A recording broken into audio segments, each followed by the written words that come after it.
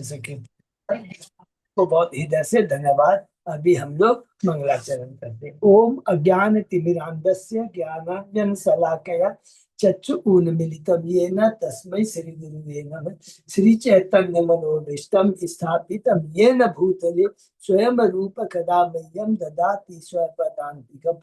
वन्देऽहं श्री गुरु श्रीयुत पद कमलं श्री गुरु वैष्णवांच श्री रूपम सागर जातम सहगण रघुनाथम वितम तम सजीवम स्वाद्यतम सावधूतम परिजम सहितम कृष्ण चैतन्य देवम श्री राधा कृष्ण पादान सहगण ललिता श्री विशाखा वितांत।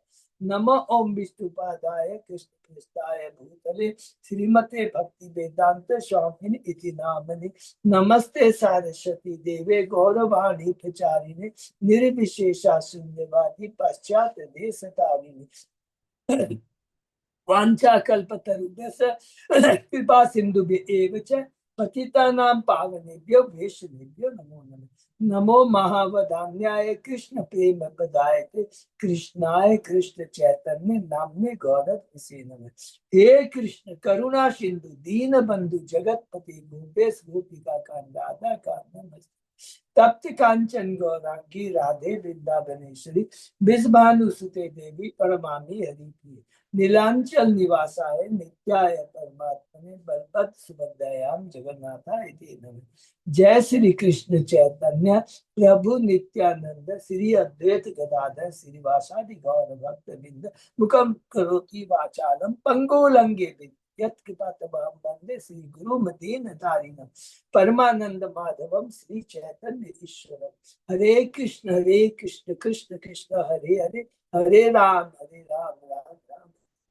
श्री श्री मंगलाचरण की जय। श्रीला प्रभुपाद की जय। हरे कृष्णा। आज के इस भागवतम चर्चा में सभी भक्तों का हार्दिक स्वागत है। सभी भक्तों के चरणों में मेरा सादर दंड प्रणाम है। राधा माधव राधा गोविंद परम वैष्णव गुरु आचार्यों की असीम कृपा से हम सब भक्त लोग मिलकर भागवतम के ऊपर चर्चा कर पा रहे हैं। कई दिनों से कैंटो 11 में पहुंच गए। हरि बोल।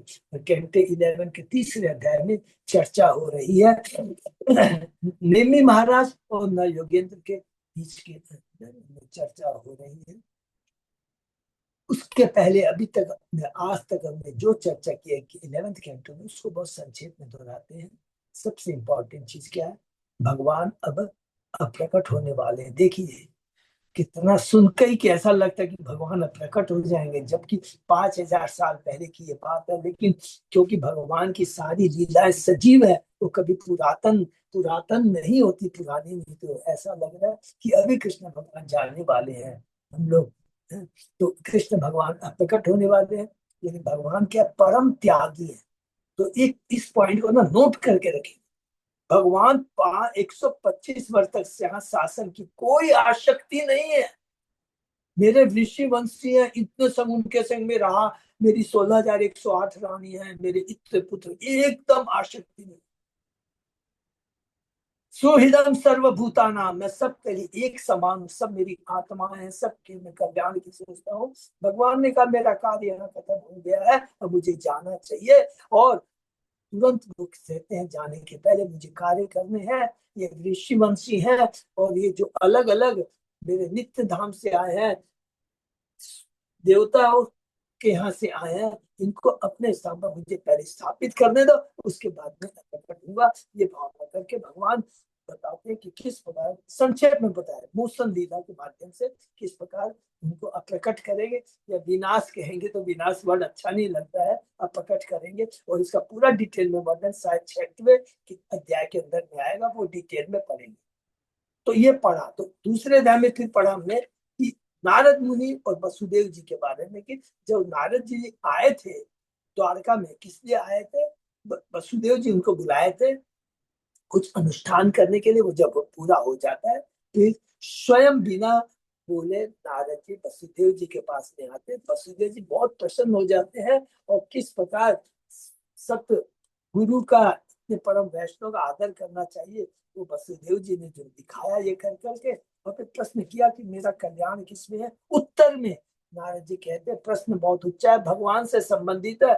और उसके बाद में कहते हैं मैं तुम्हें नव योगेंद्र और निमि महाराज की भी जो बात है उसके बारे में बताता हूँ। इस प्रकार एक बार नौ योगेंद्र जाते हैं किसके पास, निम्मी महाराज के पास। देखिए भगवान के जो शुद्ध भक्तों को ईगो नहीं होता, उनको मालूम है कि किसके माध्यम से भक्ति का प्रचार हो सकता है। वसुदेव के पास जाते हैं नारद जी, इधर में नौ योगेंद्र जाते हैं निम्मी महाराज के पास में। कहते हैं निम्मी महाराज बहुत उनका सम्मान करते हैं और उनसे प्रश्न करते हैं। और उसके बाद में जो नौ है पहला प्रश्न करते हैं, क्या करते हैं कि जीवों का कल्याण किसमें, परम कल्याण किसके अंदर। और खुश हो जाते हैं नवयुवक और बताना शुरू करते हैं कि इसके बारे में कहते हैं। कौन कहता है सबसे पहले, कवि कहते हैं। और क्या कहते हैं, भगवान की भक्ति ही में परम कल्याण है। भक्ति से क्या क्या होता है, सारे भय से जीव मुक्त हो जाता है, सरलता से भगवान को प्राप्त कर सकता है। और इस भौतिक जगत में आंख मूंद के भी दौड़ेगा तो लड़खड़ाएगा नहीं। इसके बाद में कहते हैं हरिनाम सर्व मंगलकारी है। और जो भी चीज इस भौतिक जगत में है उसको कृष्ण से अलग नहीं देखना चाहिए। ये हुआ कवि। उसके बाद में हरि महाराज से पूछते हैं नवजोगिंदु, मुझे भक्तों के अलग अलग स्तर के हिसाब से, उनके स्तर के हिसाब से मुझे बताइए, उत्तम भक्त, मध्यम भक्त और कनिष्ठ भक्त के बारे में उन्होंने बताया। किसने बताया, दूसरे योगेंद्र जिनका नाम है हरि।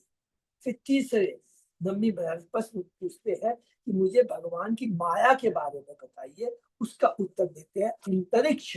तीसरे कहते हैं, ये कहते हैं कि किस प्रकार जीव भौतिक जगत में अपनी भौतिक इच्छाओं को पूर्ति करने के लिए यहाँ पर आता है। इसके लिए भगवान उसकी सारी व्यवस्था करते हैं और वो जन्म मृत्यु के चक्र में इससे घूमते हुए अपना जन्म बिताता है। तो बोले इससे निकला कैसे जा सकता है। फिर निम्मी महाराज पूछते हैं तो उसका उत्तर प्रबुद्ध देते हैं। चौथे कहते हैं, प्रबुद्ध देते हैं, कहते हैं कि देखो ये भौतिक जगत में जो कुछ भी है सब अस्थाई है।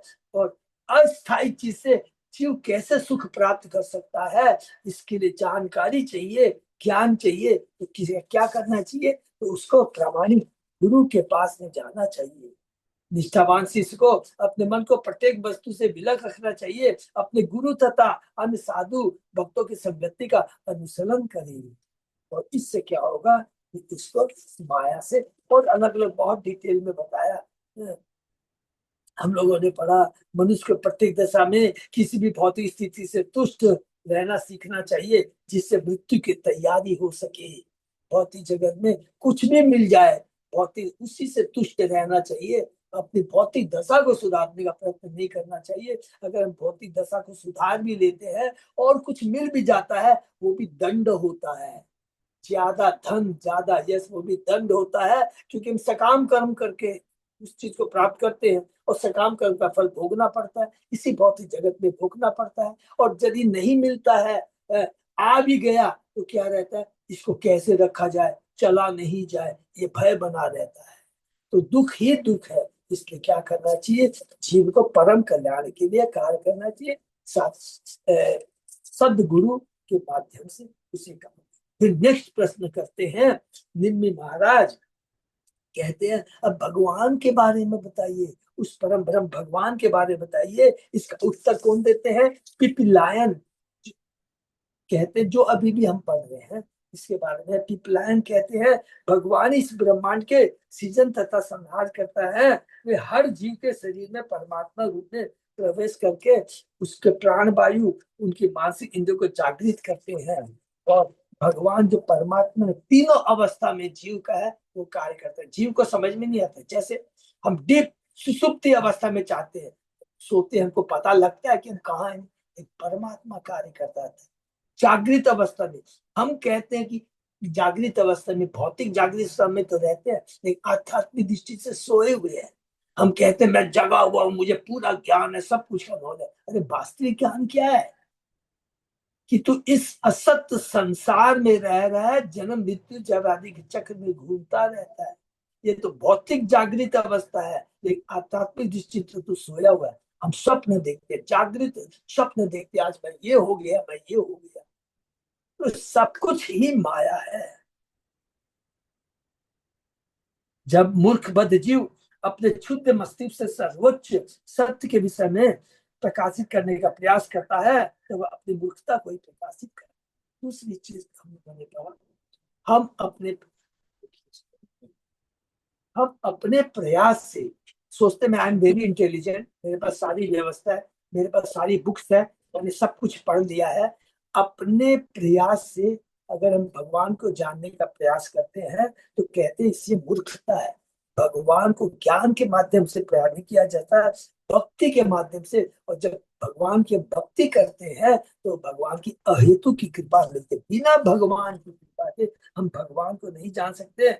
कि कल हम लोगों को जो पढ़ा बहुत इंपॉर्टेंट है, जीव अपनी मूल अवस्था में भगवान से भिन्न नहीं है और भगवान का शाश्वत सच्चिदानंद है। हम जीव को भगवत धाम में, कोई भी जीव किसी भी अवस्था में, लिखा है कोई भी जीव किसी भी अवस्था में हो वो भगवान से नाम जानने का अधिकारी है। क्योंकि माँ कोई भी फर्क किसी में भी डिफरेंस नहीं रखती है कि मेरा कोई बच्चा इंटेलिजेंट है कोई कमजोर है, कुछ नहीं। माँ तो चाहती है सब मेरे आके गले लगे, मेरे पास में रहे।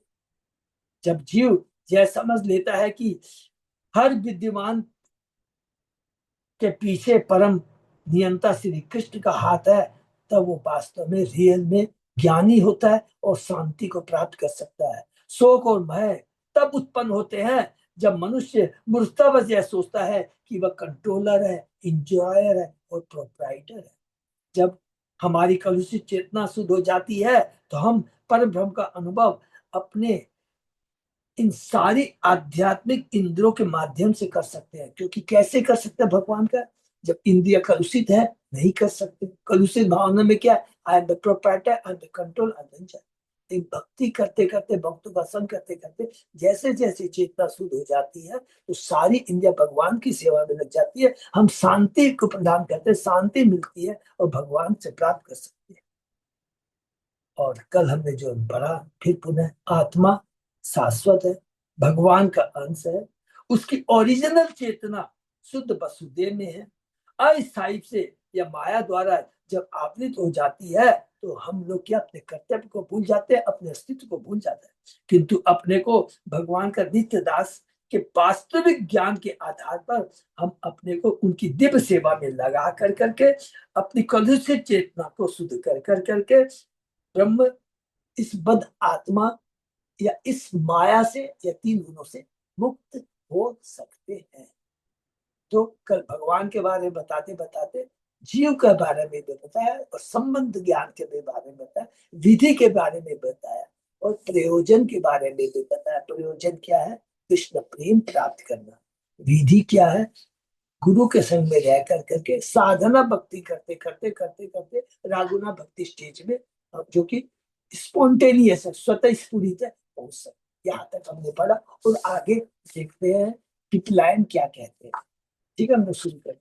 ओम नमो भगवते वासुदेवाय। ओम नमो भगवते वासुदेवाय। ओम नमो भगवते वासुदेवाय। नारायण नमस्कृत नरं चैव नरोत्तमं देवी सरस्वती व्यासं ततो जयमुदीरये। नष्प्रायेषु अभद्रेषु नित्यं भागवत सेवया भगवती उत्तम श्लोके भक्ति बहुत नष्ट की। कृष्णाय वासुदेवाय देवकी नंदनाय च नंद गोप कुमाराय गोविंदाय नमो। आराधयो भगवान ब्रजेश तनया ततदाम वृंदावनम रमया काचित उपासना ब्रजवधू वर्गेण्य कल्पिता। श्रीमद्भागवतम प्रमाणम अम्लम प्रेमापभक्तो महान श्री चैतन्य महाप्रभो मतम तत् आदरो न पर। हरे कृष्ण कृष्ण कृष्ण हरे हरे, हरे राम राम राम हरे हरे। कैंटो 11 चैप्टर 3 श्लोक नंबर 39। बहुत बहुत धन्यवाद, अच्छी तरह से दास करें। हम लोग शुरू करते हैं, सीक्वेंस बना रहेगा। परम तत्व के बारे में प्रश्न किया है निम्बी महाराज ने, किससे, पिपलायन योगेंद्र से। तो उसको आगे बढ़ते हैं। अंडेषु पेशीषु तरसु अविनिश्चितेषु प्राणो हि जीवम् उपधावति तत्र तत्र सन्ने यत इंद्रिगणे अहमी च प्रसुप्ते कुतश्च आसे मृते तत् अनुस्मृति। इस भौतिक जगत में आत्मा कई जीव योनियों में जन्म लेता है। अभी आत्मा के बारे में लास्ट श्लोक में आत्मा के बारे में था भगवान से। कुछ योनियां अंडों से उत्पन्न होती है, कुछ भ्रूण से, कुछ पौधों वृक्षों के बीजों से, तो कुछ पसीने से उत्पन्न होती है। गीता में हमने ये पढ़ा है अलग अलग। किंतु समस्त योनियों में प्राण अपरिवर्तित रहता है और वह आत्मा के पीछे पीछे एक शरीर से दूसरे में चला जाता है। इसी प्रकार आत्मा विभिन्न जीवन स्थितियों के बावजूद निरंतर वही बना रहता है। आत्मा शाश्वत है। पिछले श्लोक में पढ़ा था, आत्मा में कोई परिवर्तन नहीं होता है। आत्मा के शरीर में परिवर्तन होता है, और वो शरीर किसी भी तरह का हो सकता है, पेड़ पौधों का भी हो सकता है, पशुओं का भी हो सकता है, अलग अलग जिस तरह से जो उत्पन्न होते हैं। इसी प्रकार आत्मा विभिन्न जीवन स्थितियों के बावजूद निरंतर वही बना रहता है। हमें इसका व्यवहारिक अनुभव है। जब हम बिना स्वप्न देखे प्रगाढ़ निद्रा में होते हैं, सुसुप्ति अवस्था में होते हैं, तो भौतिक इंद्रिय निष्क्रिय हो जाती है, यहाँ तक कि मन तथा मिथ्या अहंकार भी निष्क्रिय हो जाते हैं। किंतु जब मनुष्य जागता है तो वह स्मरण करता है कि आत्मा रूप है शांति से सो रहा था, यद्यपि इंद्रिया, मन और मिथ्या अहंकार निष्क्रिय थे। जागृत, स्वप्न और सुसुप्ति। जब जीव जगा रहता है तो इंद्रिया तथा मन निरंतर सक्रिय रहते हैं।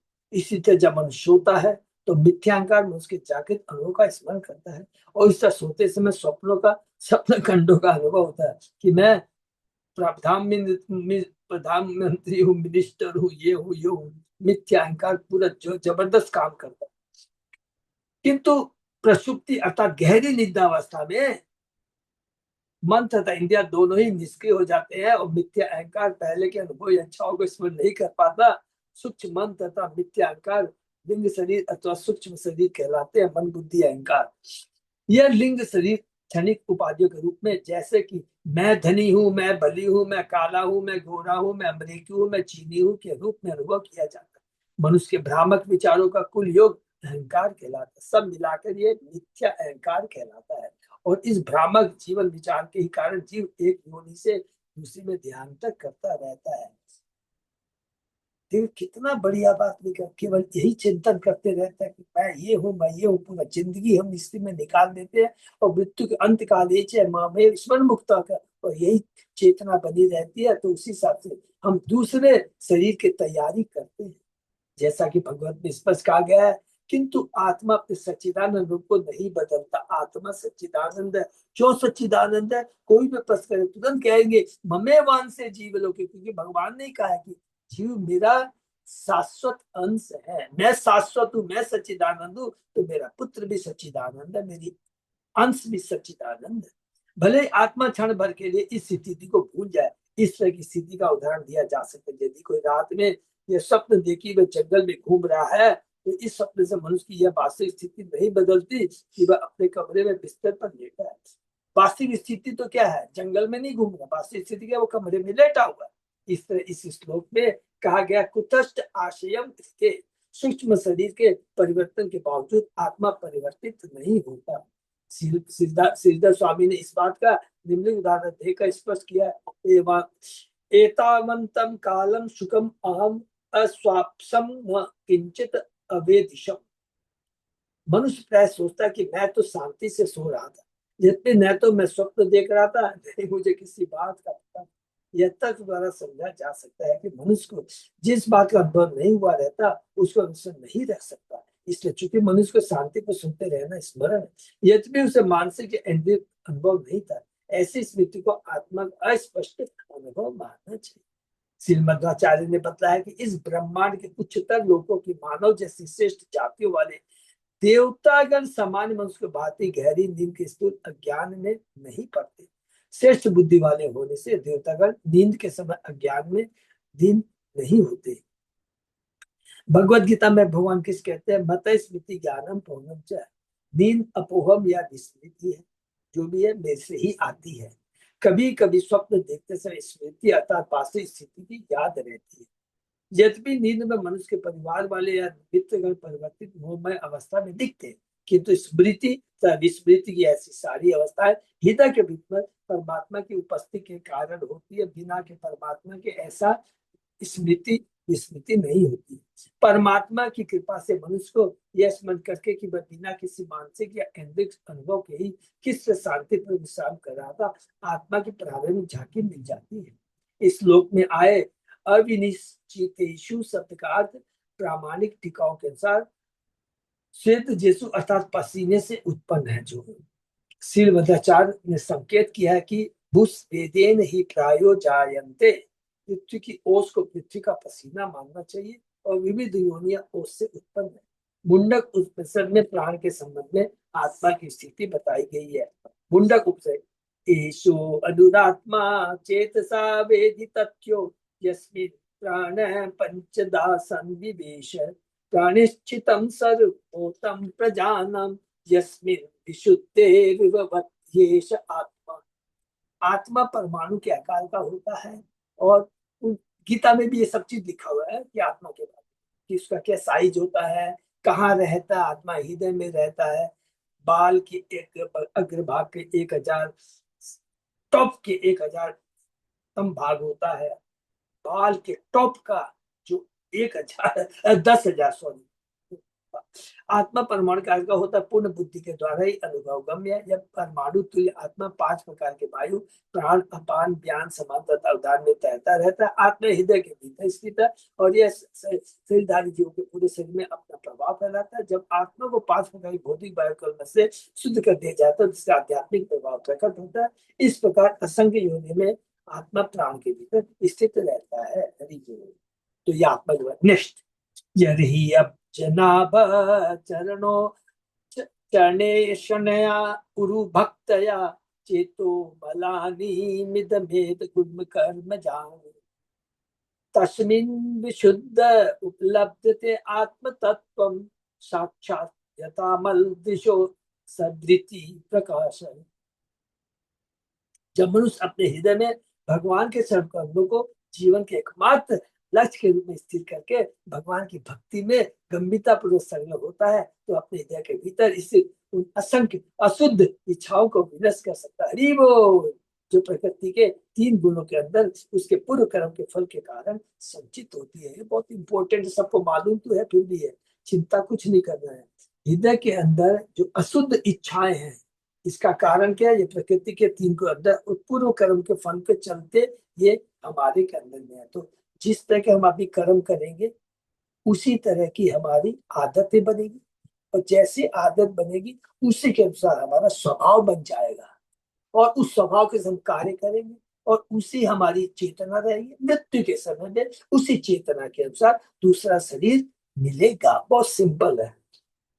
जब इस तरह हृदय शुद्ध हो जाता है, लेकिन जब हृदय को हम अपनी चेतना को इंद्रियों को भगवान की भक्ति में लगाते हैं, तब हृदय शुद्ध हो जाता है और भगवान को तो अपने को दिव्य जीव के रूप में प्रत्यक्ष अनुभव कर सकता है। इसलिए वह प्रत्यक्ष अनुभव द्वारा आध्यात्मिक ज्ञान में निष्णात हो जाता है। जिस तरह की सामान्य स्वस्थ दृष्टि द्वारा सूर्य प्रकाश का प्रत्यक्ष अनुभव की जा सकता है।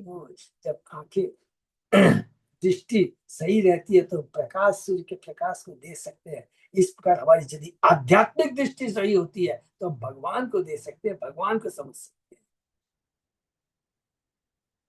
पिछले श्लोक में यह बताया जा चुका है कि मनुष्य नित्य अपरिवर्तित आत्मा की प्रारंभिक जागी अपनी शांत निद्रा के अनुभव का स्मरण करके प्राप्त कर सकता है। यद्यपि उस निद्रा में मन तथा इंद्रियां पूरी तरह निष्क्रिय थी।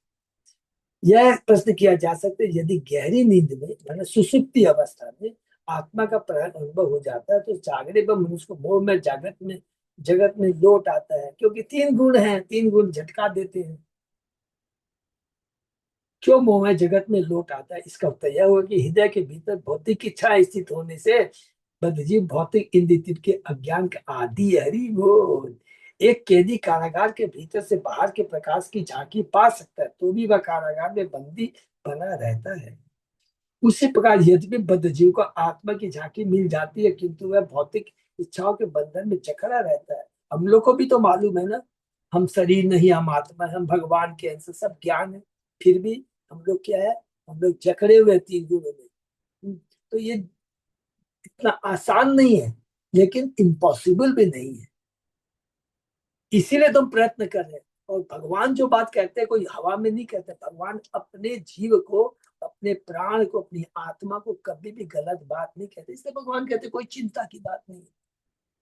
कैंटो 11 में हम पढ़ेंगे, इतना भगवान आश्वासन देते हैं। उद्धव जी प्रश्न करते हैं कि देखो जो भक्ति कर रहा है, लेकिन उसके पिछले बैड हैबिट्स के चलते उसकी इच्छाएं बार बार जागृत होती रहती है, गलत काम करता है भाई। इसलिए कभी कभी हम देखते हैं ना, तो बहुत फ्रैंकली बात करें, कभी कभी भक्त का पतन हो जाता है, वो किसी भी लेवल में। तो भगवान कहते हैं घबराने की बात नहीं है। पिछले उसके बैड हैबिट्स के चलते, इसके चलते इस जन्म में वो भक्ति कर रहा है, भक्ति के साथ साथ वो गलत माने उसकी इच्छाएं भी उत्पन्न होती है, कभी कभी भक्ति रुक जाती है, कभी कभी डाउनफॉल हो जाता है। घबराना नहीं चाहिए। हाँ, एक चीज जरूर मन में आनी चाहिए, वो लिखते हैं कि हाँ, वो यदि भक्ति करे तो उसको पश्चाताप जरूर। ये बहुत बड़ी चीज है। मैं कोई काम कर रहा हूँ, किसी को बोल नहीं रहा हूँ, लेकिन अंदर से गलत काम की इच्छा आ रही है, लेकिन उसके चलते गलाने यदि आ जाती है, तो समझ जाइए मेरी भक्ति में मैं प्रोग्रेस कर रहा हूँ। ये सबसे बड़ा इंडिकेटर। लेकिन कोई शर्म लाज कुछ नहीं आती है, तब समझ लीजिए भक्ति वास्तव में नहीं हो रही। ये बहुत इंपॉर्टेंट चीज है। इससे भले ही मनुष्य को नश्वर शरीर के भीतर स्थित नित्य आत्मा की या कि हृदय के भीतर आत्मा के संग रहने परमात्मा की तरह जानकारी हो जाए, किंतु तो भी भौतिक इच्छा को हटाने के लिए विशेष विधि की आवश्यकता है, भक्तों के संग की दरकार है। जैसा कि भगवद गीता में बताया गया है, यम यम वापि स्मरण भावम तज्जन्ते कलेवरम तम तम एति कौन्तेय सदा तद्भाव भावित। शरीर त्यागते समय मनुष्य जिस भी स्थिति का स्मरण करता है, वह उसे अवश्य प्राप्त होता है। इसलिए हमारा प्रयत्न होना चाहिए। जब हमारी अभी आयु आ रही है, तो पूरा, अभी तो हम लोग सब अलग अलग भक्त लोग अलग अलग भौतिक एज में, आयु के पे हैं, तो चेष्टा यही करनी चाहिए कि हमारा सदैव भक्तों का संग्रह, जो भी कार्य करे वो भक्ति से रिलेटेड हो। भक्ति से रिलेटेड का मतलब ये नहीं होता है, भक्ति से मतलब जो कोई भी बिजनेस करे, सर्विस करे, कुछ भी हम करें, ऐसा होना चाहिए जो अभक्तों का संग ना हो। ऑटोमेटिक भक्ति हो गई, ऑटोमेटिक भक्तों का संग नहीं हो, प्रजल्प नहीं हो। इतना तो हम कर सकते हैं ना। यदि प्रजल्प नहीं होगा, अभक्तों का संग नहीं होगा, 110% हम जो साधना भक्ति कर रहे हैं, 100% तुरंत मन में आएगा कि मैं जो काम कर रहा हूँ, देखो ऑटोमेटिक मन में आएगा कि नहीं, ये मैं अच्छा कर रहा हूँ, भक्तों का संग नहीं है, प्रजल्प नहीं हो रहा, तो फिर क्या चीज होगा? ऑटोमेटिक भगवान से संबंधित काम होगा। कोई भी बिजनेस कर लीजिए, कुछ भी कर लीजिए, और कोई भी आपके पास प्रपोजल आता है, ये कर लो ये कर लो, तुरंत मन बोलेगा नहीं, दरकार नहीं है। प्रेम से बोलेंगे तो बोलेंगे नहीं, हमको इसकी दरकार नहीं है। ठीक है। मृत्यु के मनुष्य की इच्छा के अनुसार प्रकृति द्वारा उपयुक्त भौतिक देह प्रदान की जाती है। कर्मणा देव नेत्रेण जंतु देहो पपत्तये। मनुष्य की सकाम इच्छा तथा कर्मानुसार एवं भगवान के प्रतिनिधि देवताओं की देख रेख में जीव को एक विशेष शरीर प्रदान किया जाता है, जिससे जन्म मृत्यु विदर तथा रोग जैसे कष्ट झेलने पर यदि कोई किसी विशेष घटना के कारण को हटा सकता है, तो वह उसके प्रभाव कार्य को भी हटा सकता है। इसलिए यह श्लोक बताता है कि मनुष्य को भगवान के चरणों की शरण की ही कामना करनी चाहिए। तो कामना कैसी होगी? जब हमारा स्मरण कार्य सारे वैसे होंगे, श्रवण कीर्तन और स्मरण, इस चीज को बांध दे। जैसा सुंदर श्रवण होगा, अटनी वही चीज हम गुनगुनाएंगे, कीर्तन करेंगे। हम लोग नेचुरल देखते हैं कि कोई हम लोग को फिल्मी गाना पहले हम लोग को याद पढ़ सुनते थे, श्रवण करते थे, वही गुनगुनाते थे और वही स्मरण में रहता था। सिंपल है। उसे भौतिक समाज, मैत्री तथा प्रेम की भ्रामक इच्छाएं त्याग देनी चाहिए। ये बहुत इंपॉर्टेंट है। ये कभी अरे अरे यार, भक्ति कर रहा हूँ तो मैं भौतिक समाज को कैसे छोड़ सकता हूँ, और उससे मेरा पुराना दोस्त मित्र था उसको कैसे छोड़ सकता हूँ? ये चीज बहुत बात देती है। छोड़ना नहीं है, बट टैक्टफुली, धीरे धीरे उसको अवॉइड करना है। ये हमारे ऊपर निर्भर करता है। और कोई भी भद्दे ढंग से नहीं, गलत तरीके से नहीं तो क्या है, वो इस्कॉन की गुरुओं की बदनामी होगी बहुत सुंदर तरीके से। और जब आपका आचरण इतना पावरफुल रहेगा ना, तो गारंटी सामने वाला आपको कभी ऑफर नहीं करेगा, आओ चाय कॉफी पियो, आओ ये ब्रजल, अपने आप ही वो नहीं करेगा। भक्ति में वो शक्ति होती है, लेकिन हमारे खुद की इच्छा है तो किसी सामने वाले को दोष नहीं दे सकते, हमको अपने को दोष देंगे। त्याग दे, क्योंकि ऐसी इच्छाएं और भी बहुत ही बंधन का कारण बनती है। मनुष्य को अपना मन भगवान कृष्ण में स्थिर करना चाहिए, जिससे मृत्यु के समय वह कृष्ण को अवश्य स्मरण कर सके। जैसे कि भगवत गीता में कहा, अंत काले च मामेव स्मरण मुक्ता कलेवरम यह प्रयाति समत भावम याति न अन्यत्र संशय। और जीवन के अंत में कितनी, देखिए सेकंड लाइन का, देखिए लास्ट सब क्या बोल रहे हैं भगवान। और जीवन के अंत में जो केवल मेरा स्मरण करते हुए शरीर का त्याग करता है, वह तुरंत मेरे स्वभाव को प्राप्त होता है। इतना तक तो ठीक है, इसमें रंच मात्र भी संदेह नहीं है। सोचिए, ये कौन कह रहे हैं? श्री कृष्ण कह रहे हैं, परम सत्य कृष्ण कह रहा है, और कोई नहीं कह रहा है। इसमें रंच मात्र भी संदेह नहीं है। इस बात को बार बार याद करेंगे तो समझ में आएगा कृष्ण कितने महान है। भगवान कृष्ण सबों के वास्तविक आश्रय है, और वास्तविक आश्रय केवल कृष्ण है, बाकी तो सब धोखा देने वाले। और जो ही भक्ति योग के माध्यम से किसी का हृदय निर्मल हो जाता है, तो ही वह भगवान का प्रत्यक्ष अनुभव कर सकता है। सेम चीज हम लोगों ने पहला कवि ने भी यही बात कहा था, अगर भगवान की भक्ति करते हैं, भगवान के आदेश का पालन करते हैं, तो वो आसानी से भगवान को प्राप्त कर सकता है, उनका अनुभव कर सकता है। भगवत गीता में भगवान प्राप्त करने की अवस्था का वर्णन इस शब्द में हुआ, ततो माम तत्वतो ज्ञाता विशते तदंतरम। और कभी कभी निर्देशवादी शब्दों को तोड़ मोड़ कर उसमें ब्रह्म सायुज्यम का वर्णन करते हैं कि भगवत सब बहुत बार हमने रिपीट कर लिया। सायुज्य माने भगवान में विलीन होना।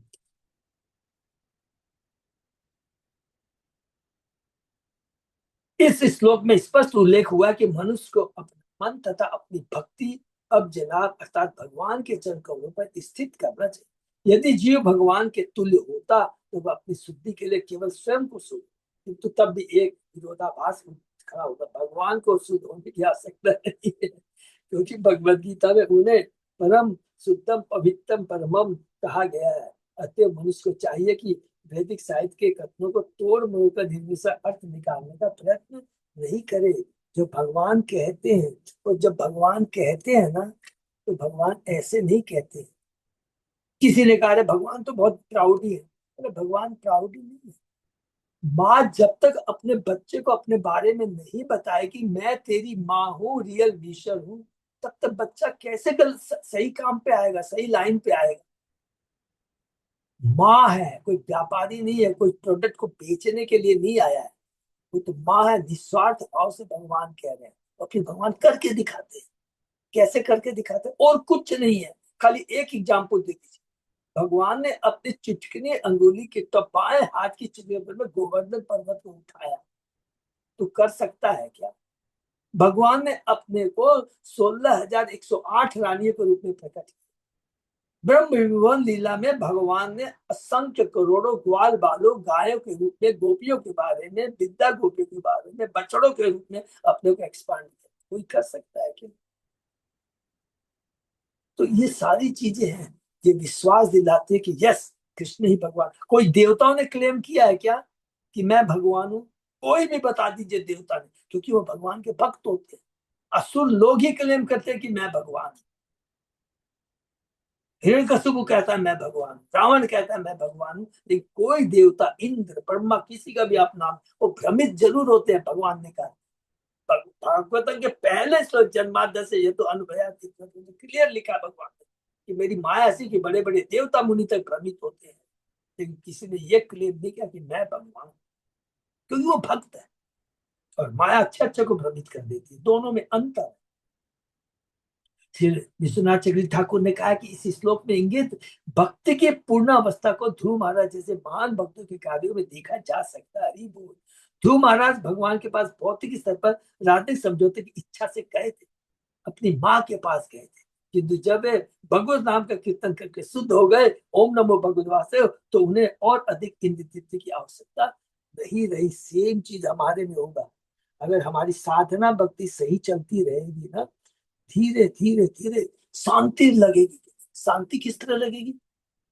जो मन में आता है कि यार मैं इतने प्रयत्न कर रहा हूँ, अच्छा भक्ति तो कर रहा हूँ लेकिन पैसे की भी तो दरकार है, आएगा उतना ही आएगा जितने भाग्य में लिखा। प्रभुपाद जी बार बार कहते हैं, एक इतनी बात मैं माने हम लोग को जीवन में उतारे भगवान प्रभुपाद जी कहते हैं, कभी भी अपनी भौतिक दशा को सुधारने का प्रयत्न नहीं करना चाहिए, वो अपने आप होगी। इसका मतलब ये नहीं है कि काम ही नहीं करे, हमको जिस हिसाब से कर्तव्य ब्राह्मण क्षत्रिय वैसे काम करते रहे, अपने आप भगवान देते रहेंगे, उतना ही है। दो है जो प्रारब्ध में लिखा हुआ है, एक तो क्योंकि हमने सकाम कर्म किया उस हिसाब से मिलेगी, और हम यदि भक्ति कर रहे हैं तो भगवान को मालूम है मेरे भक्त को क्या चाहिए। कष्ट भी आ रहे तो भगवान कहते कोई बात नहीं, प्रारब्ध का है, कोई डरने की बात नहीं, मैं तेरे साथ हूँ, तुमने मेरा आश्रय लिया। पांडव को भी तो कष्ट आए थे, तो एक एक चीज में ये थोड़ी ना, अरे पांडव के तो प्रारब्ध के, याद रखिएगा पांडव के कोई पिछले जन्म के ये प्रारब्ध नहीं थे जिनके चलते उनको कष्ट उठाना। भगवान भक्त के माध्यम से स्थापित करना चाहते हैं कि देखो मेरे भक्त को भी कष्ट आते हैं, तो तुम कौन सी खेत की मूली हो। तो ये सारी चीजें भगवान अलग अलग तरीके से स्थापित करते हैं, ये हमको समझना है। और दिस इज कॉल्ड ज्ञान का रियलाइजेशन, ज्ञान। और ये प्रैक्टिस करते करते होगा। कंडीशन खाली दो ही चीज है प्लीज, अब भक्तों का संग मत कीजिए। अब भक्तों का संग बहुत डेंजरस होता है, प्रजल भक्तों का संग मत कीजिए। जैसा इसे भागवत के प्रथम स्कंद में कहा गया, जन्यति आशु वैराग्य, जो ही मनुष्य वासुदेव भगवती भक्ति योग प्रयोजिता है, जन एषु वैराग्यम ज्ञानम च यत अहेतुकम। जो ही मनुष्य भक्ति में आगे बढ़ता है तो वह ऊपरी भौतिक इच्छाओं की झंझट से मुक्त हो जाता है। ये अपने आप है, अपने आप होता है, कोई स्पेशल प्रयास से नहीं होता है। इस श्लोक में उपलब्धियत आत्म तत्व से महत्वपूर्ण है। श्री विश्वनाथ कहता है कि आत्म तत्व भगवान के साथ साथ उनके विविध अंशों के ज्ञान को भी सूचित करता है। यथा निर्विशेष परम ज्योति तथा स्वयं तटस्थ जीव भी साक्षात सबसे यह सूचित होता है कि भगवान का दर्शन करने का, तब भगवान के साकार रूप, उनके हाथ पांव, उनके विविध दिव्य ज्ञानों तथा दासों आदि का साक्षात दर्शन करना, भगवान के साकार रूप का, निर्विशेष रूप नहीं। जिससे सूर्यदेव की भक्ति से क्रमशः सूर्यदेव के शरीर के साथ साथ उनका रथ, उनके सेवक भी दिखने लगते हैं। हरि बोल। क्योंकि भगवान 2000 का नोट है उसमें सब कुछ रहता है, सब कुछ रहता है। सिर्फ भक्ति शास्त्री ठाकुर ने संकेत किया कि 35वें श्लोक से लेकर 49वें श्लोक तक मानक तर्क की विविध अवस्थाओं का प्रदर्शन में। श्लोक 35 में विशेष सामान्य विचारधारा की स्थापना की है। श्लोक 36 में संशय व्यक्त हुआ है। श्लोक 37 में पूर्ण पक्ष अर्थात विरोधी तक प्रस्तुत हुआ है। श्लोक 38 में सिद्धांत अर्थात निष्कर्ष है। और श्लोक 29 में संगति सारांश दिया गया। सब कुछ यहाँ पे दिया गया है। संगति अर्थात अंतिम शब्द यह है कि मनुष्य को भगवान का शुद्ध भक्त बनकर उनके चरण कमलों की पूजा करनी चाहिए। इस तरह अपने हृदय रूपी दर्पण को स्वच्छ करके भगवान का दर्शन उसी तरह किया जा सकता है जिस स्वस्थ 20 बाई 20 दृष्टि वाला व्यक्ति सूर्य की प्रखर किरणों को देख सकता है, या सूर्य देव या उच्च भक्त सूर्य देव के साथ शरीर को देख सकता है। तो इसमें हम लोगों ने जो पिपलायन से प्रश्न किया था, निम्न महाराज ने भगवान, भक्त, भौतिक जगत, जीव का भगवान से संबंध और भक्ति, और भक्ति के भाव से हम क्या कर सकते हैं। हमारी जो कसली चेतना है, जो आंखों के ऊपर में माया का पर्दा पड़ा हुआ है, हमारी दृष्टि शुद्ध हो जाएगी और 100% हम जैसे प्रखर सूर्य को देख सकते हैं, हम भगवान को देख सकते हैं। हरि बोल। तो यहाँ पर हमने किया कि किसके बारे में, पांचवा जो प्रश्न था कि भगवान के बारे में बताइए। अब निम्न महाराज नेक्स्ट आगे प्रश्न करते हैं और कौन जवाब देगा, हम लोग आगे पढ़ते हैं। श्री राजोवाच है, करम योगम वदत न पुरुषो ये न संस्कृत विधूय विधूय विधूय आशु कर्माणि नैष्कर्म्यम विन्दते परम। राजा निम्न ने कहा, हे मुनियो, हमें कर्म योग की विधि के विषय में बताइए। अब कर्म के बारे में पूछ रहे, कर्म की विधि बताइए। ब्रह्म को अपने व्यवहारिक कर्म स्थापित करने की इस विधि से शुद्ध होकर व्यक्ति अपने को इस जीवन में भी समस्त भौतिक कार्यों से मुक्त कर सकता है और इस दिव्य पद पर शुद्ध जीवन का भोग कर सकता है। तो कर्म के बारे में अब पूछते हैं अब इनका उत्तर कौन देगा हम लोग आगे देखेंगे, तो पहले करें। जैसा कि भगवत गीता में कहा है, न ही कश्चित क्षणमपि जातु तिष्ठ कर्म कृत कार्यते ही वश कर्म सर्व प्रकृति गुण। जीव एक क्षण भी बिना कार्य नहीं किए नहीं रह सकता है। एकदम सिंपल हम लोगों ने गीता में पढ़ा है। प्रत्येक व्यक्ति को प्रकृति के उत्पन्न गुण विवश होकर कर्म करना पड़ता है, अतः कोई एक क्षण के लिए भी बिना कर्म किए बिना नहीं रह सकता है। हम सोचते हैं मैं कुछ नहीं कर, अरे मानसिक रूप से हम कीर्तन करते रहते हैं, कर्म करते रहते हैं, मैंने आज ये करना ये करना। क्योंकि जीव निष्क्रिय नहीं रह सकता, क्योंकि जीव क्या है, जीव सक्रिय है, आत्मा सक्रिय है। जब आत्मा शरीर से निकल जाती है तो शरीर एक पत्थर के समान हो जाता है, लेकिन जब तक आत्मा रहती है कुछ ना कुछ करता रहता है, मन से बुद्धि से कुछ भी करता रहता है, शरीर से मन से वाणी से वॉटेवर जो भी किया। क्योंकि जीव निष्क्रिय नहीं रह सकता, तो उसे अपने कर्म भगवान को समर्पित करना सीखना चाहिए, अर्थात भगवान के लिए कर्म करना की आदत डालनी चाहिए, अर्थात अपनी इंद्रियों को भगवान की सेवा में लगाना चाहिए। बस सिंपल चीज। श्री प्रभुपाद ने भगवत गीता के इस श्लोक की टीका इस प्रकार की है, यह देहधारी जीवन का प्रश्न नहीं है, परंतु आत्मा स्वभाव से सदैव सक्रिय रहता सच्चिदानंद है। आत्मा की अनुपस्थिति में भौतिक शरीर हिल भी नहीं सकता, जो कि हमने पढ़ा है। फिर वो क्या है, अशोक मोहन गोविंद न रहकर क्या बोलता है, बॉडी बन जाता है। हम लोग कहते हैं कि बॉडी को जल्दी से शमशान लेके जाओ, नाम भी नहीं लेते हैं। देखिए यह शरीर मृत वाहन के समान है, जो आत्मा द्वारा चालित होता है। क्योंकि आत्मा सदैव गतिशील सक्रिय रहता है, वह एक क्षण के लिए भी नहीं रुक सकता। तो आत्मा की स्थिति के बारे में पिछले श्लोकों में भी, 2 श्लोकों में लाइन ने कहा, और यहाँ पर भी इसी का बात वर्णन आ रहा है। अतः आत्मा को कृष्ण भावना के सत्कर्म में प्रवृत्त रखना चाहिए, अन्यथा वह माया द्वारा शासित कार्यों में प्रवृत्त होता रहेगा। 3 गुणों के द्वारा वो हमें इधर से उधर घुमाता रहेगा। माया के संसर्ग में आकर आत्मा भौतिक गुण प्राप्त कर लेता है। भौतिक गुण मीन्स सत्वगुण, रजोगुण और तमोगुण, 3 गुण प्राप्त कर लेता है। और आत्मा को ऐसे आकर्षण से शुद्ध करने के लिए, ऐसे झूठे आकर्षण से, ऐसे हम लोग बोलेंगे, ऐसे आकर्षण से शुद्ध करने के लिए आवश्यक है, क्या आवश्यक है कि शास्त्रों द्वारा आदिष्ट कर्मों में इसे संलग्न रखा जाए। किंतु यदि आत्मा किस मामले के अपने स्वामी कर्म में निरत रहता है, तो वह जो भी करता है उसके लिए कल्याणप्रद होता है। वो जो कुछ भी करता है, देखिए लिखा, जो भी करता है, जो कुछ भी करता है, क्योंकि भगवान की भक्ति किसी रूप में के श्रवण कीर्तन स्मरण नवदा भक्ति किसी रूप में किया जाए, वो शाश्वत फल प्रदान करता है। वो शाश्वत फल। इसके विपरीत जब जो भी कार्य करते हैं वो क्या है, शाश्वत फल प्रदान नहीं करते हैं, दुख का कारण होते हैं, शाश्वत फल प्रदान नहीं करते हैं, और शोक मोह भय से हमेशा हमें को दुखी रखते हैं। समय तो लोग कृष्ण आंदोलन के भक्तों से व्यस्त कार्यों को संदेह की दृष्टि से देखते हैं, क्योंकि वे ऐसे कार्य को सामान्य भौतिक कार्य समझ बैठते हैं। हरि बोल। श्री जीव गोस्वामी ने इस संबंध में बतलाया है कि काम्य कर्मणाम एव त्याजितानि न तु नित्य नैमित्तिकानि फलस्य एव विदिन्ति विदन्ति तत्वात् विनिन्दति तत्वात्। मनुष्य को अपनी इंद्रिय तृप्ति के लिए संपन्न किए जाने वाले स्वार्थ में कार्यों को त्याग देना चाहिए, क्योंकि ये बंधन का कारण है। क्योंकि ऐसे विचार रहित कर्म का फल और अधिक भवबंधन का कारण बनता है। अधिक भवबंधन का कारण बनना केवल विचार, किंतु उसे चाहिए कि वह अपने नियमित अथवा वृत्तिगत कार्यों को भगवान को समर्पित करता चले।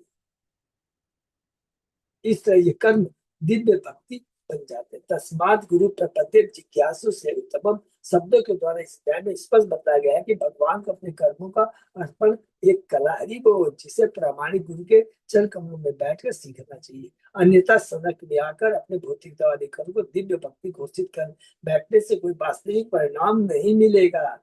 मैं बहुत सेवा कर रहा हूँ सबकी, देखो इतना परोपकार कर रहा हूँ, ये कर रहा हूँ, ये कर रहा हूँ, ये कोई भी सारे भौतिक कर्म है, इसको भक्ति नहीं बोल सकते। इसलिए प्रामाणिक गुरु के गाइडेंस में मैं काम कर रहा हूँ। तो अदिति प्रणिपाते न परिप्रसेन सेवया उपदेश ज्ञान ज्ञान तत्व। इससे श्री जी गोस्वामी सर नेक्स्ट करने में शब्द से निष्कृता संबंधी भूल नहीं करनी चाहिए। प्रति यह सब भगवान तथा उस प्रतिनिधि के निर्देश में दीप कर्म को सूचित करता है। एवं प्रश्नम ऋषिन पूर्वम अपृक्षम पितु अंतिके न अब्रुवं ब्रह्मण पुत्रा तत्कारणम उच्चताम। एक बार भूतकाल में अपने पिता महाराज इक्ष्वाकु के समक्ष मैंने ब्रह्मा के 4 महीनों पुत्रों से ऐसा ही प्रश्न पूछा था, किंतु उन्होंने मेरे प्रश्न का उत्तर नहीं दिया। कृपया इसका कारण बतलाइए। निम्मी महाराज का है, ठीक है ना। श्री सिद्धम स्वामी ब्रह्मण पुत्र शब्द सनक सनक ऋषि आदिचार्य कुमारों की निपटू है। श्री मध्वाचार्य ने तरंग भागवत से एक श्लोक उद्धत करते हुए बताया कि महाजन तथा भक्ति विज्ञान में दक्ष होते हुए भी ब्रह्मा के 4 पुत्र राजा निम्मी को उत्तर देने से इसलिए इनकार कर दिया क्योंकि वे यह दिखला देना चाहते थे कि ज्ञान के अनुसंधान में दक्ष लोग भी भक्ति के वास्तविक ज्ञान को नहीं समझ सकते। हमें ज्ञानी नहीं बनना है, भक्त बनना है। हरि बोल। श्री जी गोस्वामी ने यह भी टीका किया कि ऋषियों ने राजा के प्रश्नों का उत्तर इसलिए नहीं दिया क्योंकि उस समय राजा निम्नी बालक थे, अतः वे उनके उत्तर को भली भांति समझने में परिपक्व नहीं थे। तो प्रश्न क्या कर्म योग के बारे में उत्तर अब कौन दे रहे हैं? छठे योगेंद्र जिनका नाम है अभिहोत्र। अभिहोत्र अब इसका उत्तर देने जा रहे हैं। हरि बोल। इस हमने पढ़ा है, देखिए बहुत गीता में कर्म निष्काम कर्म नैष्कर्म कर्म सब कुछ है। यहाँ आराम से फिर सब लोग रिपीट करेंगे। श्री अविहोर्य वाच कर्म अकर्म विकर्म इति वेदवाद न लौकिक वेदस्य च ईश्वर आत्वात तत्मुह्यन्ति सूर्य। श्री हरिहोत्र ने उत्तर दिया, कर्म अकर्म तथा विकर्म ऐसे विषय हैं जिन्हें वैदिक साहित्य के प्रामाणिक अध्ययन द्वारा ही भली भांति समझा जा सकता है। सबको हमको मालूम है कर्म जिसका भोग फल हमको लगता है, अकर्म है जो कर्म करके भी कर्म नहीं है जिसका फल, और विकर्म है जो भी शास्त्रों के जिसमें शास्त्रों द्वारा रिकमेंडेड नहीं। जिन्हें इस कठिन विषय को सांसारिक ज्ञान से कभी भी नहीं समझी बोल इस कठिन विषय सांसारिक ज्ञान से कभी भी नहीं समझा जा सकता। प्रामाणिक वैदिक साहित्य भगवान का शब्द अवतार है। हरि बोल। ये शास्त्र जो है भगवान का शब्द अवतार है, अतएव वैदिक ज्ञान पूर्ण है। वैदिक ज्ञान की सत्ता माने प्रामाणिक शास्त्र। वैदिक ज्ञान की सत्ता की उपेक्षा करने से बड़े बड़े पंडित तक कर्म योग को समझने में भ्रमित हो जाते हैं। इसलिए वे भगवत गीता प्रामाणिक ऐजिक शास्त्र है, वही उसी से हम समझ सकते हैं। कर्म योग का मतलब है वो कर्म जो भगवान से जोड़ दे। सिंपल पहला तो ये चीज है, वो है कर्म। शास्त्र द्वारा नियत कर्तव्य कर्म कहलाते हैं और अपने सर्वोच्च कर्तव्य को न संपर्क पाना अकर्म है। निषिद्ध कर्मों को संपन्न करना विकर्म है। निषिद्ध कर्म माने अकर्म का हम लोग 2 जगह डिस्कस करेंगे, इससे कोई को कंफ्यूजन नहीं है। माने जो बताया गया उसको नहीं करते हैं वो अकर्म हो गया। माने जो करना चाहिए वो नहीं करते हैं, और वो करते हैं जो कि शास्त्र में अनुमोदित नहीं है वो विकर्म। एक कर्म हो गया, एक अकर्म हम लोग जब पढ़ेंगे, जब हाई लेवल पे इसी में पढ़ेंगे कि अगर पूरा भगवान के लिए कर्म करते हैं, सब कुछ कृष्ण के लिए कर्म करते हैं तो उसका फल नहीं लगता है, तो कर्म करते हुए भी वो अकर्म कहलाता है। तो उसको अलग अलग तरीके से पढ़े, बहुत सुंदर सब्जेक्ट। इस प्रकार कर्म अकर्म तथा विकर्म की स्थापना वैदिक साहित्य की प्रामाणिक व्याख्याओं द्वारा होती है। वैदिक साहित्य की प्रामाणिक व्याख्याओं द्वारा होती है। उन्हें मात्र तर्क की संसारी विधि द्वारा निश्चित नहीं किया जा सकता। नहीं, वो श्रीमद् भागवत में भगवान कहते हैं शब्द ब्रह्म परम ब्रह्म ममो वेद शाश्वती तनु। मैं वेदों की दिव्य धनु का स्वरूप हूँ जो ओंकार तथा हरे कृष्ण हरे राम के रूप में है, और मैं पर ब्रह्म हूँ। ये दोनों दिव्य वैदिक ध्वनि तथा अर्चा विग्रह का नित्य आनंद मैं स्वरूप है, मेरे शाश्वत रूप है, ये भौतिक नहीं। हरि बोल। इसी प्रकार भागवत में अन्यत्र कहा है वेदो नारायण साक्षात स्वयं भूरिति सुषुमा। वेद प्रत्यक्षता भगवान नारायण और शंभु है, ऐसा हमने यमराज से सुना है। कौन कहते हैं ये?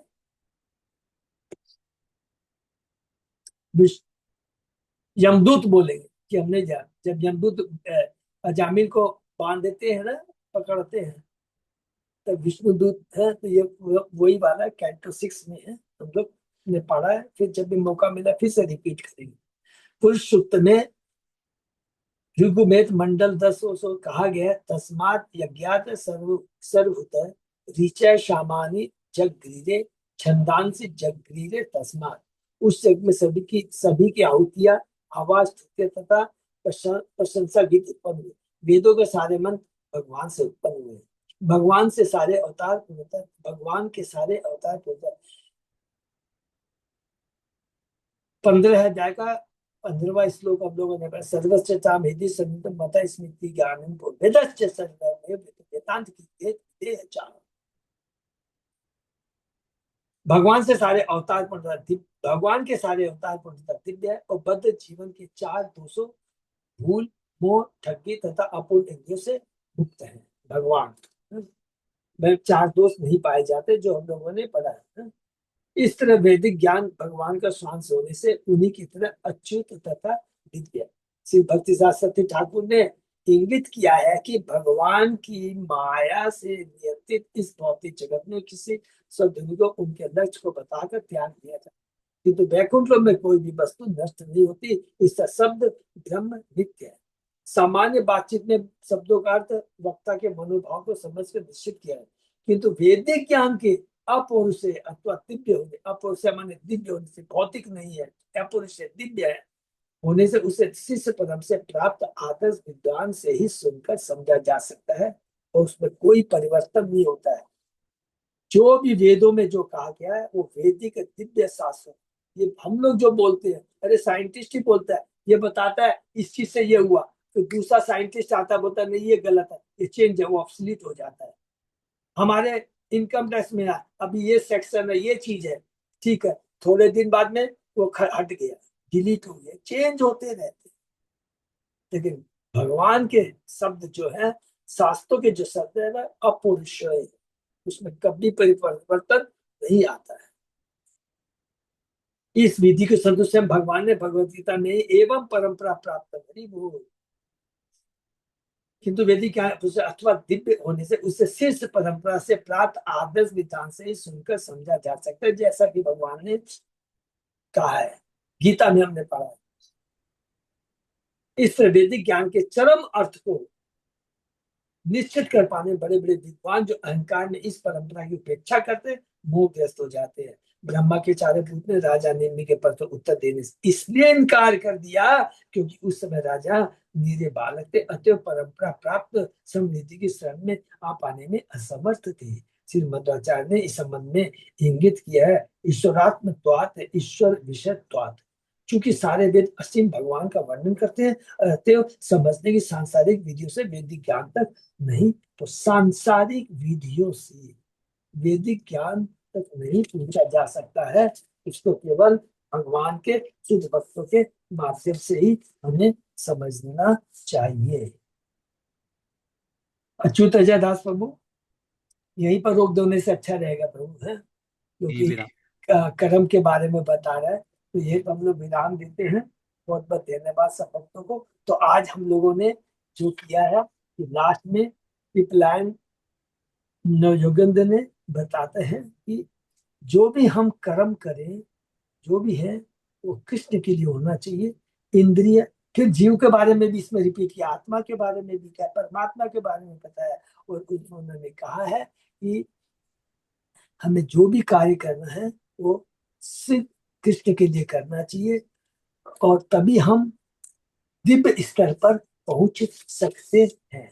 ये खिताब किया लोगों ने पलायन का आज श्लोक नंबर 41। इसके बाद में हम लोगों ने 44वें श्लोक से, या समझ लीजिए जो भी है, 41वें श्लोक से प्रश्न करते हैं। 40वें श्लोक तक हम लोगों ने कर्म के बारे में, सॉरी 40वें श्लोक में तक 40 श्लोक तक हम रिपीट करते हैं प्लीज।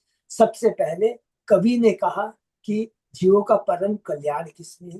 भगवान की भक्ति। दूसरा, हवि ने बताया कि जो उत्तम कोटि के भक्त होते हैं, मध्यम कोटि के भक्त हैं, कनिष्ठ कोटि के, सबको मालूम होगा, अगर किसी को भी हो तो कंफ्यूज प्लीज है, वो बताया कैंटो 11 के दूसरे अध्याय के 45, 46, 47 में हमने पढ़ा 3 तरह के भक्त।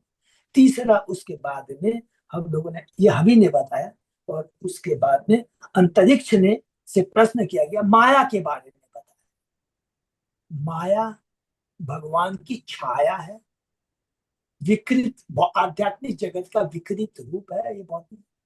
ये हमेशा हमें भ्रमित करता रहता है। इस भौतिक जगत को कितने बढ़िया बात बार बार रिपीट करते हैं, इससे कॉन्फिडेंस आता है ना कि कोई भी चीज यहाँ सुख नहीं दे सकती। आज हम ये प्लानिंग कर रहे हैं, अच्छा ये चीज अच्छी हो जाएगी तो मैं खुश हो जाऊंगा, धोखा है, खाली धोखा। जितनी भौतिक चीजें हम एक्वायर करेंगे उतना ही वो हमारे बंधन का कारण बनेगी। इसलिए प्रहलाद महाराज ने कहा है, जीव उसी समय उतना ही सुखी रहता है जब तक वो सुख पाने का प्रयत्न नहीं करता। जिस दिन सुख पाने का प्रयत्न करता उस दिन से वो वास्तव में दुखी होना शुरू हो जाता है। हरी बोल, कितनी बड़ी बात कहते हैं। तो ये है माया। तो माया से निकलने का उपाय क्या है? प्रबुद्ध बताते हैं, प्रबुद्ध बताते हैं तीसरे अध्याय के अंदर में, जो भी हम लोग पढ़े, माया से निकलने का एक ही चीज है, भगवान की भक्ति शुद्ध भक्तों के माध्यम से। फिर उसके बाद में पिपलायन से पूछते हैं निम्बी महाराज, अरे भगवान के बारे में तो बताइए। तो भगवान के बारे में क्या है? वो परमात्मा है, सृष्टि पालन संहार करता है, सब कुछ वही है। उनके बिना अगर हम सोचते हैं ये चीज एग्जिस्ट कर रही है, ये माया है। तो परमात्मा को बताते हुए भगवान के अपने आत्मा के बारे में भी बता दिया, जबकि आत्मा के बारे में प्रश्न नहीं किया था परम सत्य, लेकिन पिपलायन बहुत कृपालु है, बता दी। नहीं, अरे वो परमात्मा जानते कौन है? हम उनके अंश हैं। कितना गर्व होता है, हम उसके अंश हैं, वो मेरे पिता हैं। हम बिछुड़ के आ गए हैं, इस भौतिक जगत में सुख प्राप्त करने की चेष्टा करते हैं, कोई बात नहीं। शुद्ध भक्तों के संग में आकर के अपने इंद्रियों को भगवान की सेवा में लगा दे, बस कंक्लूजन यही का। और लिखा, अब भक्तों का संग नहीं करना, प्रजल्प नहीं करना, भक्तों का संग है वो खत्म कर देगा। और इतना डेंजरस होता है ना, आपको पता भी नहीं लगेगा। अब बोले मैं तो कुछ नहीं, थोड़ी सी बात कर रहा था। अरे थोड़ी सी बात कर रहा था, वही तो तुम्हारी चेतना को कलुषित कर रहा है। और वो मन में स्थिपित हो जाए कि मैंने उससे ये बात की, उसने ये कहा है, अच्छा ऐसे करने से ऐसे हो जाएगा, ऐसे करने भ्रमित हो जाएगा।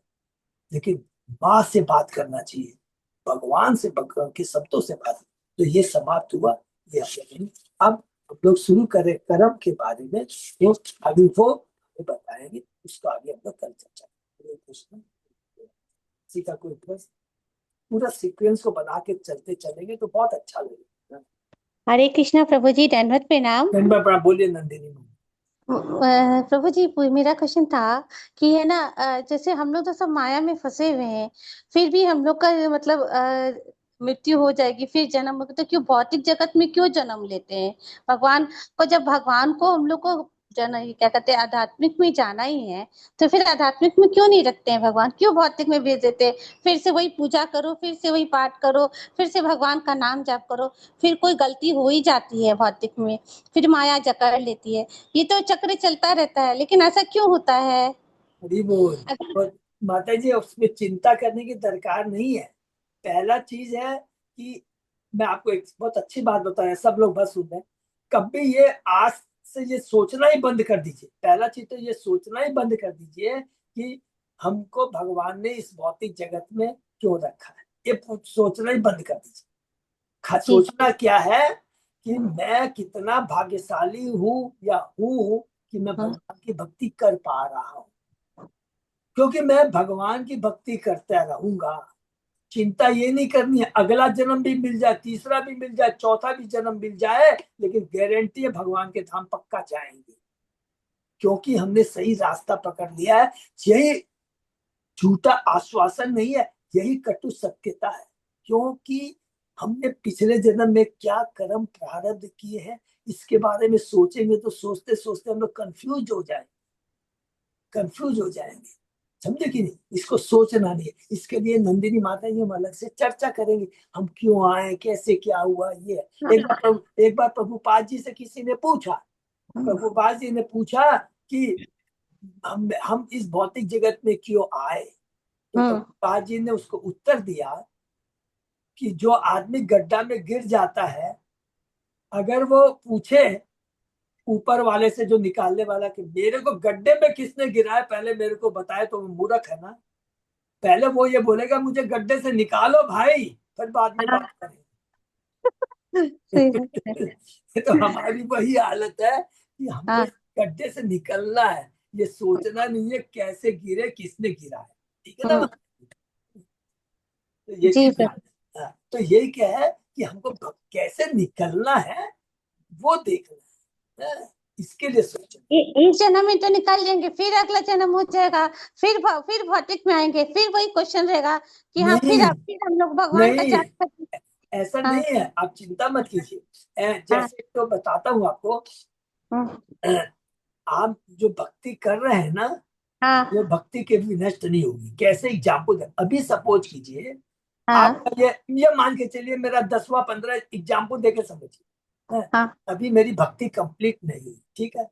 फिर हाँ आपने कहा कि अगला हम शरीर छोड़ेंगे, फिर हमको हाँ शरीर मिलेगा। तो जो हाँ अगला शरीर मिलेगा ना, वो कितना सुंदर शरीर मिलेगा मालूम है? पहला तो मनुष्य योनि मिलेगी। अगर हाँ हमारी भक्ति का हो सकता, अभी इसी मन जीवन में भक्ति करके भगवान के धाम, सपोज कीजिए हमारी भक्ति कंप्लीट नहीं हुई है, मैंने उतनी श्रद्धा से भक्ति नहीं की, तो नहीं की। हाँ अगला जन्म क्या मिलेगा? बहुत ध्यान से सुनिएगा, मनुष्य योनि मिलेगी। और हाँ ऐसे घर में जन्म मिलेगा जहां में आप भक्ति करने की सारी सुविधाएं प्रदान हो, अच्छा भक्तों अच्छा। का संग मिलेगा। फिर हाँ दूसरा जन्म मिला, सपोज कीजिए उस जन्म में भी नहीं हुआ, सपोज कीजिए उसमें भी नहीं। हाँ फिर और तीसरा जन्म मिला, और हाँ तीसरा जन्म ऐसा मिलेगा, गोस्वामी के घर में जन्म मिलेगा, बचपन से जहाँ भक्ति हो रही है, सारा भक्ति का वातावरण है, और भक्ति करते हुए भगवान के धाम चले जाए। अच्छा। तो भक्ति कभी जन्म तो मिलेगा ही, लेकिन जन्म तो मिलेगा ही। जरूरी नहीं है ना माता जी। खडवांग महाराज थे ना, खडवांग महाराज, ये बोल के हाँ मैं समाप्त करूंगा। खडवांग महाराज ने एक बार देवताओं के लिए युद्ध किया। अच्छा। जब युद्ध करने के बाद में वो देवताओं से पूछते हैं, भाई अच्छा, थोड़ा मैंने तो इतना समय आप लोग के लिए युद्ध किया, बड़ा शासन किया, मैं राजा, अच्छा बताओ तो मेरा अब मृत्यु का कितना समय बाकी रहे। तो देवताओं ने पंचांग खोल के दिखा के बोला, एक मुहूर्त बाकी है। एक मुहूर्त का मतलब होता है 48 मिनट। बोला 48 मिनट बाकी है। हाँ, ओ अच्छा। तुरंत भगवान की भक्ति में लग गए, कुछ सब कुछ छोड़ दिया, और 48 मिनट में भक्ति करके भगवान के धाम चले। तो ये शक्ति है। और वही चीज सुखदेव गोस्वामी जी ने परीक्षित महाराज को उत्साह देने के लिए क्या कहा, देखिए सुनिए कि, हे परीक्षित महाराज, तेरे पास तो 7 दिन है। खडवांग महाराज के पास तो केवल 48 मिनट थे। वो 48 मिनट की भक्ति करके भगवान के धाम चलेगा। अरे तेरे पास तो 7 दिन है, तो आराम से भक्ति करके भगवान के धाम जा सकता है।